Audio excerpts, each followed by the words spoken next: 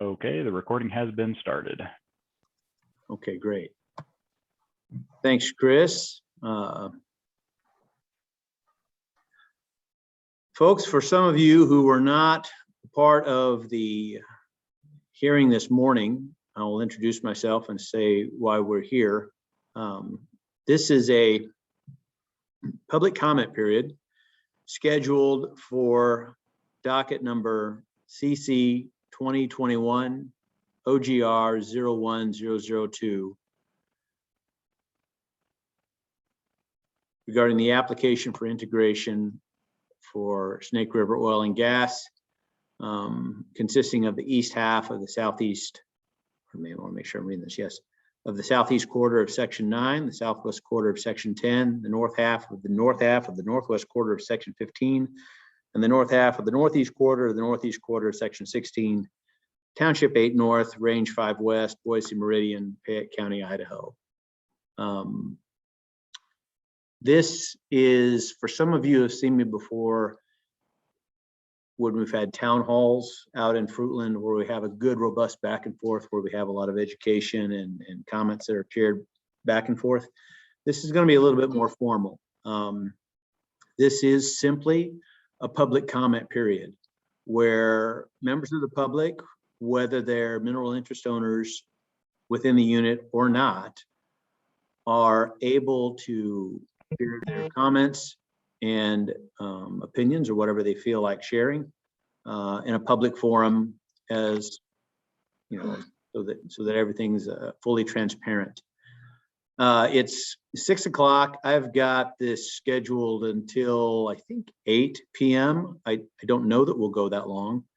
I'm going to broadly allow everyone, let's see, how many people do we have? 1, 2, 3, 4, 5, including Ms. Simmons, and then some state staff that I assume won't provide much comment. So I'm going to go ahead and say everyone is limited to 15 minutes. If they go a little over, if they go a little under, it's pretty flexible. I think we really start getting a lot of people come in. I hope you all understand. I'll start to ration that time back, but I don't anticipate that. I want everyone to be able to speak first and speak freely and share their comments. I really do appreciate everyone coming tonight. Thanks a ton. I do see, I think I know most of the folks that I see up here. Up in my far left, I see Ms. Brock. Hi, it's good to see you again. Thanks for coming. Thank you. Oh, and I want to make sure, excuse me, that just happened. Everyone can please mute their phones or microphones so we don't get too much feedback. Good. I believe I see Julie Fugate, Corey Thornton Trump, Deputy Attorney General Christina Fugate, Wild Idaho Rising Tide, Program Specialist James Thumb,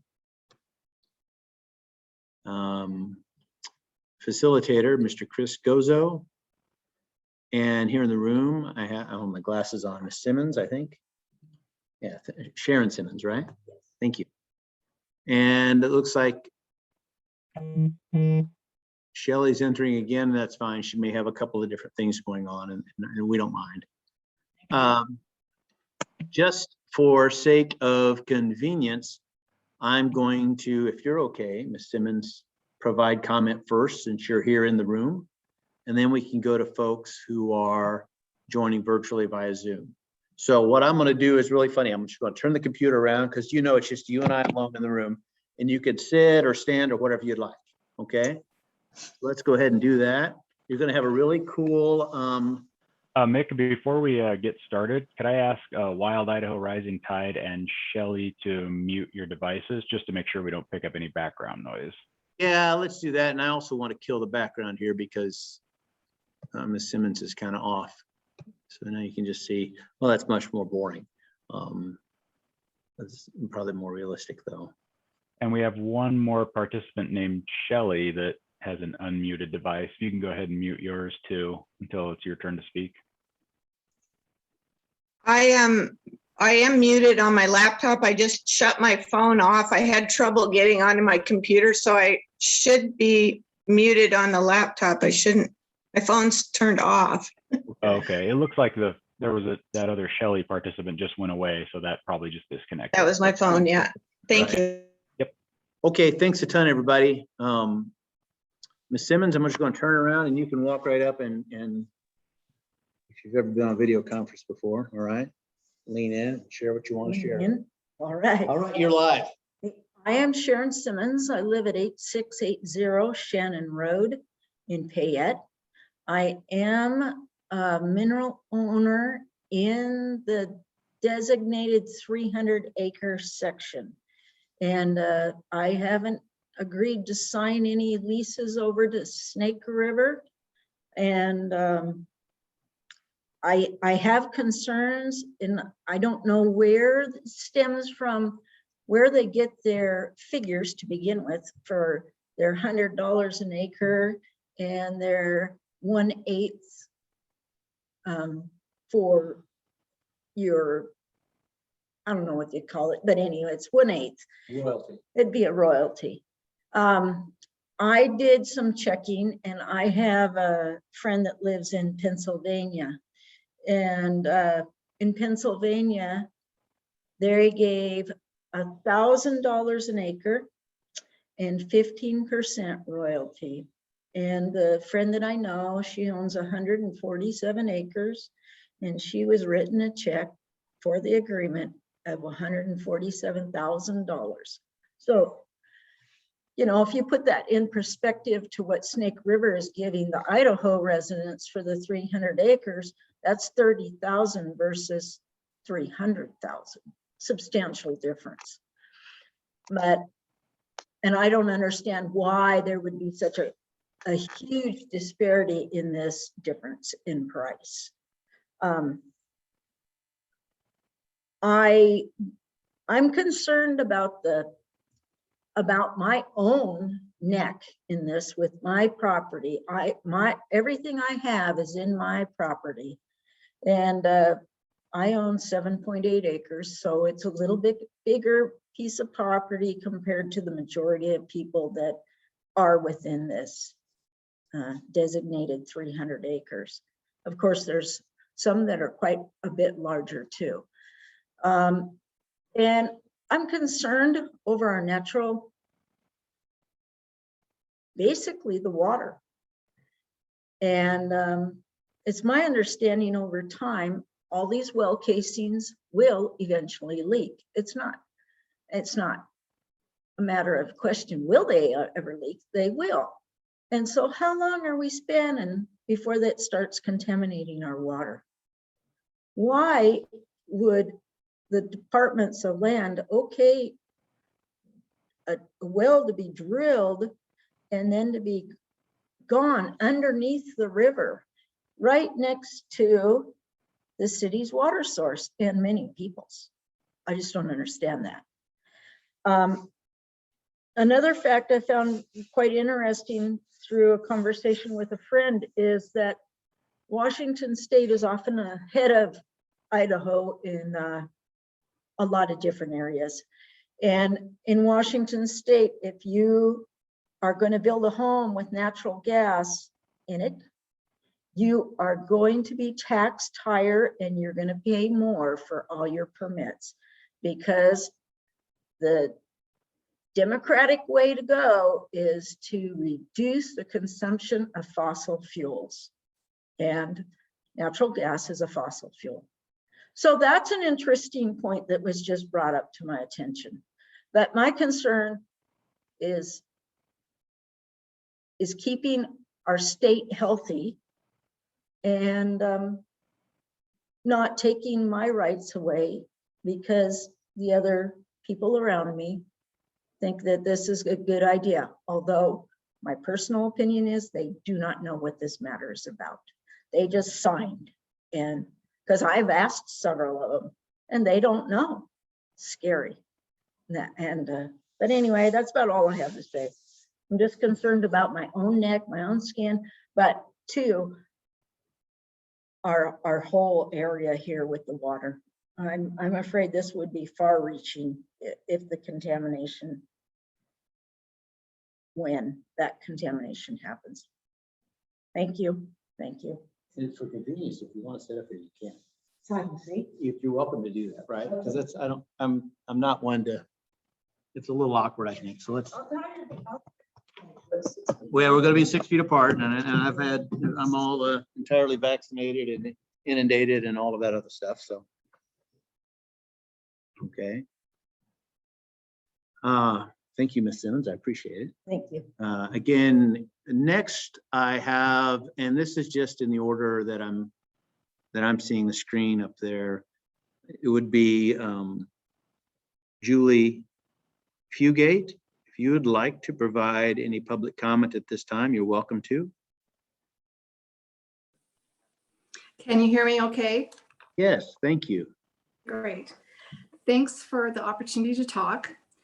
First, I want to go on record and state I am not against oil and gas.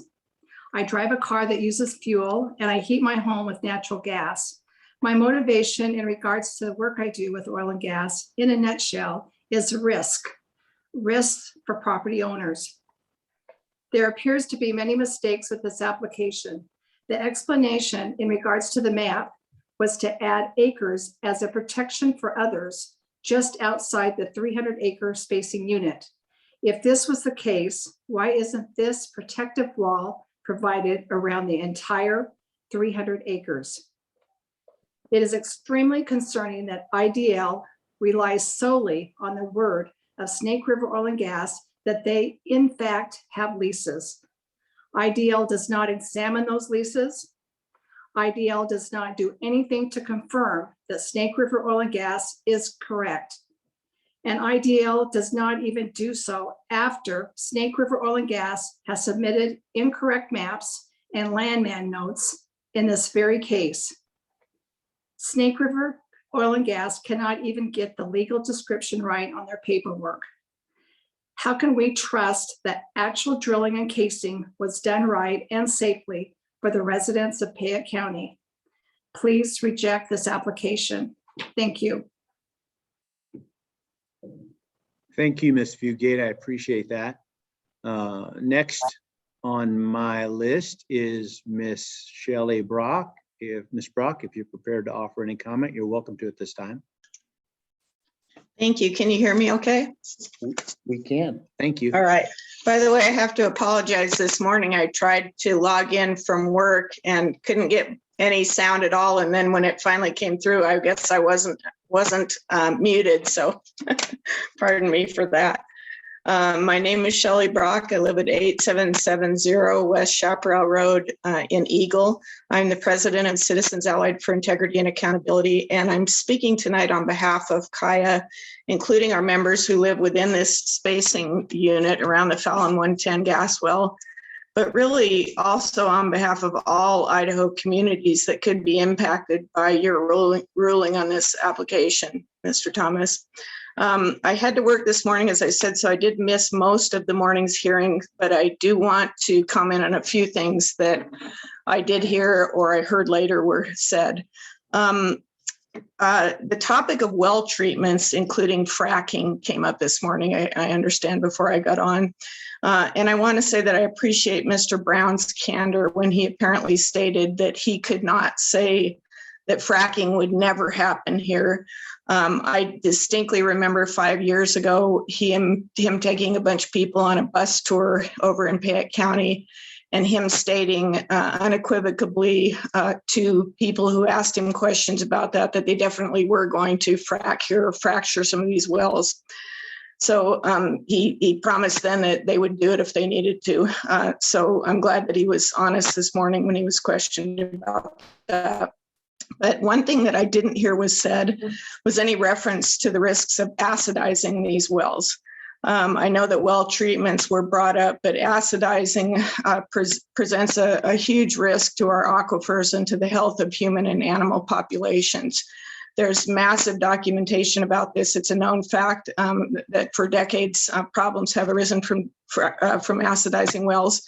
And we know that this has already been done here, and that when it was done by Snake River Oil and Gas's former partner here, the now bankrupt Alta Mesa, Idaho, they did it illegally by failing to pull permits. They didn't notice the public or public officials before they did it. They didn't pay the permitting fees, and they did not register with Frac Focused as they were required to do. So I'd like to know what safeguards have been put into place since then to ensure that our current and any future operators don't do the same kind of shenanigans. And I think that's also why it's so important that we require mandatory non-radioactive chemical tracers in all the fluids that will be used for drilling and completing these wells, so that when the casings erode and or crack, as they so frequently do, and that's by the industry's own admission, I'm sure everyone in that room is aware of this, we will be able to identify the source and remediate the damages, hopefully before it's too late. If you've been living under a rock, you may not know that across this valley right now, and really around the state, our aquifers are shrinking. I've been on the phone with officials from Department of Water Resources who've been getting calls from counties across the state. We're in a real problem here with this historic drought, with the high heat that we've had, and with all the residential and commercial development that's now taken place over what has historically been farm fields that used to recharge our aquifers. So water is really becoming a huge issue here. Why wouldn't we do everything in our power to protect the water that we have left, considering that? I also want to add to what Julie Fugate just said a minute ago. I want to point out the absurdity of this regulatory body relying solely on the word of Snake River Oil and Gas that they have their mandated percentage of voluntary leases in this application, and that everyone who hasn't signed a lease has been noticed. It was really stunning to me to hear that neither IDL or OGCC examined those leases, or that you have any way of confirming that the operators are correct and they've been honest with them. And as Julie said, that you I would assume that you would do that going forward now that you know that they have some real egregious errors in this application. The maps are wrong. The map is wrong. The legal description is completely wrong. And this application has been in front of you for a long time, and this has never been caught by anyone within your department or IOGCC or by Snake River Oil and Gas themselves. I mean, it's stunning the level of a mistake that this is and how it impacts people. And like Julie said, if this company can't get the legal description and the map that are a critical piece of documentation for this application right, even this far down the road, then why in the world would citizens trust them to drill thousands of feet underground? All the highly technical aspects of drilling and completing these wells, pipelines, everything else that goes into it. We just have to take their word that they're going to be, quote, good neighbors and that nothing will go wrong. That's a pretty big stretch for most of us. We're pretty shocked at the errors that are in this application. This morning, our attorney, James Petrowski, brought up bonding. And I strongly agree that the bonds should be at least enough to cover the current appraised value of each home that's near or within this tract that could be potentially impacted from water or soil contamination, from fires or explosions. There's going to be a pipeline coming out of this well. It's already there. It just hasn't been producing into the pipeline, supposedly. We know that this well was drilled directionally, and the target is right underneath the city of Fruitland's water intake company. We were shocked, as the Fruitland officials were, when that first happened. I do remember reading newspaper articles where some city officials were quoted as being furious that happened. That really has never been spoken to. It's never been answered, why they were allowed to risk the water supply for an entire community of people. So that's something we really need to consider, and that will dramatically impact property values if anything goes wrong. And, you know, for most of these homeowners, we know that their home is the greatest investment they'll ever make in their lifetime. And we can't even put a price on the health and safety of their families. That's impossible to do. So, you know, another thing to consider is these developers. It's come up that developers have you know, perhaps sold, signed leases on some of the properties, whether in this application or other applications. You know, what about all these people that have moved into these new subdivisions? Who protects them if the only entity that was in a contract with the operator was the prior owner or developer? You know, what protections are in place for these homeowners?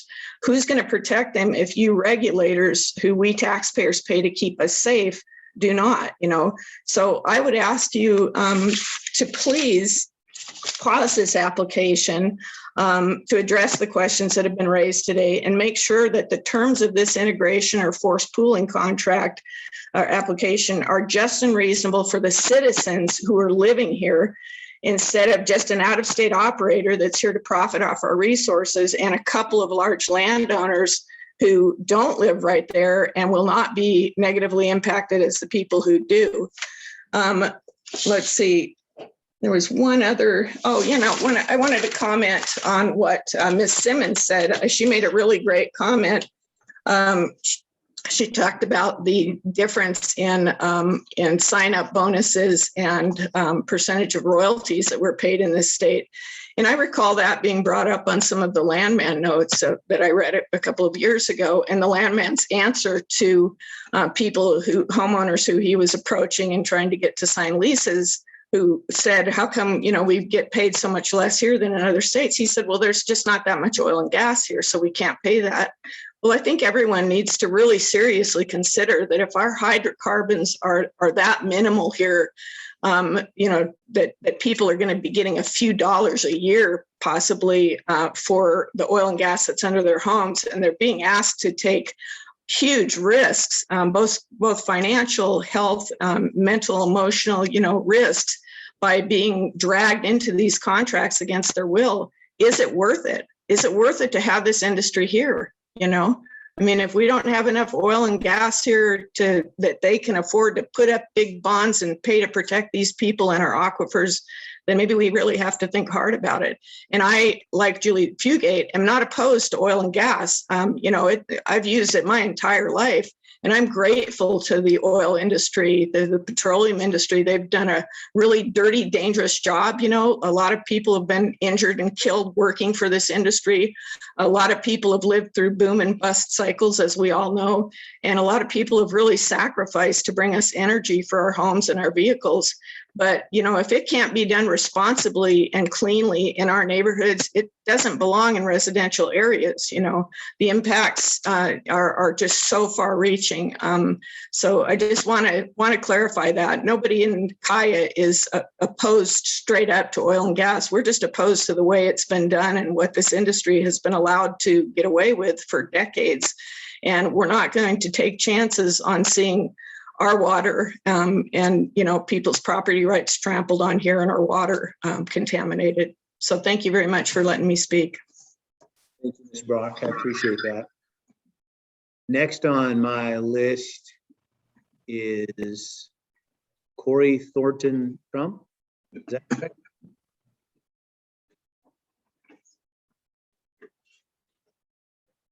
Would you like to provide any comment at this time?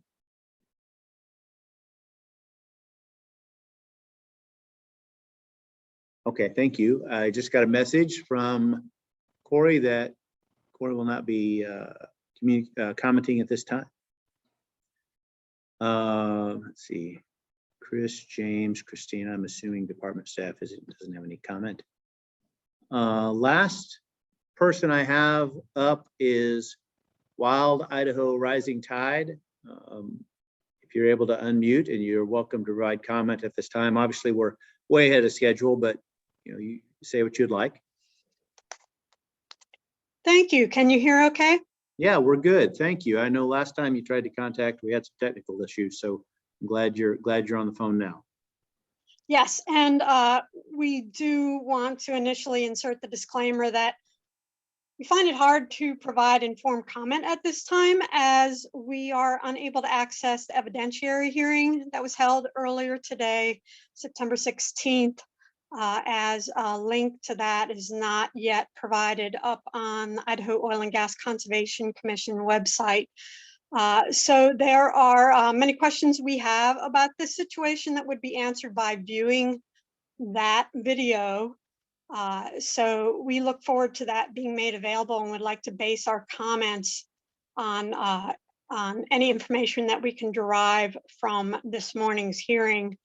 But other than that, besides wanting to also submit written comments on the situation that are more detailed, addressing our concerns, as Idaho citizens, we are very concerned that the Idaho Department of Lands and the Idaho Oil and Gas Conservation Commission would be allowing drilling of fossil fuels wells so close to the Payette River in its bottomlands that are very flood prone, especially with this particular Fallon 110 well that's already been drilled without a lot of requirements being met in advance. For instance, why is the well already drilled? And just now there's decisions being made about who would be integrated. Somehow the space for integration around this well has been diminished. Is that to benefit the driller? And this is all being done, of course, under a community water source and risk possible contamination for the entire community of Fruitland. But in terms of all Idahoans, if there is ever, and there always is, an accidental fossil fuel leak, an explosion, a fire, some kind of contamination of the lower Payette River, that water, not only in its contaminated form, would harm the people of Fruitland, but also that water flows not many miles downstream from this well and the City of Fruitland water intake plant into the Snake River. The Snake River, of course, flows downriver to impact many other Idaho communities and communities throughout the Northwest. So there's a lot of people that would be impacted by this integration order, by production of this already drilled well, that aren't being involved in these state processes. And we just find it difficult to participate all the way around in comments, whether through verbal public testimony or written comments, without all the information being easily accessible to the public, and not just the Idahoans. Again, this is going to affect Northwesterners downstream. And I know your jurisdiction is just within the state of Idaho, but we're just concerned that there is so little oil and gas in the Fruitland area, in the whole Treasure Valley, that major oil and gas companies have tried to financially benefit from drilling here, but have abandoned those efforts decades ago. And now we're letting essentially an exploratory driller come in, and already air and water has been contaminated. That's the nature of oil and gas drilling. Short-term profits for harms that will impact Idaho citizens for decades to come. As previous testifiers have noted, all oil and gas wells leak. It's just a matter of time. And not only that, but with flaring and any kind of escape of methane and other gases into the air shed from these oil and gas wells, people are contaminated for miles around in terms of unhealthy chemical components entering the air shed, especially during winter months when there's inversion layers that impact the whole valley all the way to Boise and beyond. So there's much, much more we could say.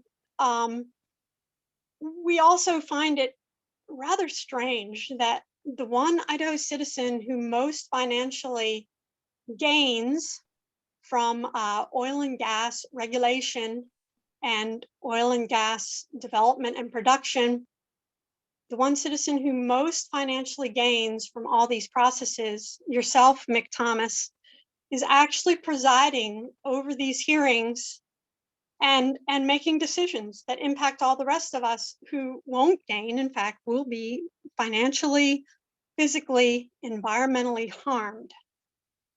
So we see a little bit of a conflict of interest there. We don't trust, of course, an oil and gas company that has already acidized a well without following the proper procedures, as other testifiers have already noted.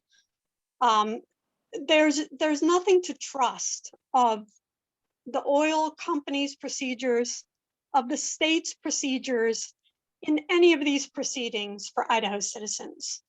You know, we don't know where to turn to stop this whole thing, quite frankly, because it all just seems like a giant paper shuffle in which it's very difficult to be involved. But nonetheless, as soon as the Idaho Oil and Gas Conservation Commission and Idaho Department of Lands gets the evidentiary hearing posted for this morning up on the OGCC website, we would be more than happy to review video of that hearing and make further written comments. So thank you for the time and this opportunity to comment on behalf of Wild Idaho Rising Tide and its 3,200 members, friends, and supporters. Thank you for that, and I appreciate the comments. I would like to provide some additional information. The entire record of the proceedings, beginning with the April 26th application from the operator, proof of mailings, comments from various people, and also the transcripts from the evidentiary hearing, the June 21st just and reasonable hearing, everything leading up to this morning's hearing is posted on the ogcc.idaho.gov website. So there's the information in the record has been posted and uploaded as quickly as possible if that will assist you in reviewing things. I can also say, I think similar to what we did a month ago, as a hearing officer, I'm happy to allow a deadline for comment to be 5 p.m. tomorrow, Friday the 17th. I will work with Mr. Gozo, who's on this call, to get the video and audio transcript uploaded to the website as early as possible tomorrow morning. I promise you that, so that you'll be able to listen to it and review all of this material and this proceedings. And I also would like to personally assure you that I am the division administrator over minerals, oil and gas, navigable waters for the state of Idaho. I've been in that capacity for a little over 4 years. I do collect a salary as a state employee, that is true. That is my only source of income, even remotely related to oil and gas. I do not and have not held any stocks or investments in any oil and gas operations globally since probably about 12 months before I took this job. And I'm okay with that, but I wanted to clarify that I have no financial interests involved in the industry in Idaho or in the United States or globally. And again, I'm glad you brought that up. I hadn't really thought about it, but I want to provide that clarifying statement. So with that, are there any other people who would like to provide comment at this time? It's about 6:37, 6:38 Mountain Time. Is there anyone else who'd like to provide any additional comment?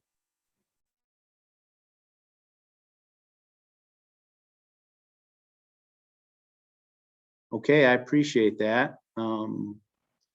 At this point, I'm going to ask Mr. Gozo to pause recording and hold me and yourself accountable for getting this material up on the website as quickly as possible tomorrow morning, so that everyone can provide comment if they wish. And I'm going to set that deadline by 5 p.m. Mountain Standard Time, Friday on the 17th. And with that, Mr. Gozo, please pause this recording.